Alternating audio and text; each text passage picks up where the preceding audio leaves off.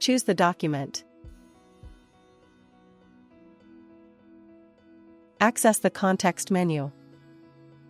Select the Share Link option.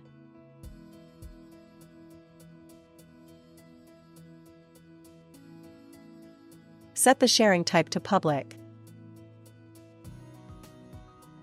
Enter a PIN if necessary. Add an expiration date for the link if needed. Choose the type of permission.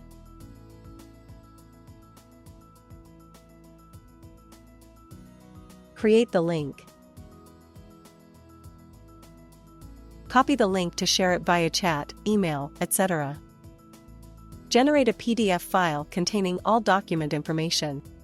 Set the sharing type to private. Configure security settings if necessary. Choose the type of permission. Enter the email addresses of the users you want to share the document with, or share it with all ACCA account holders.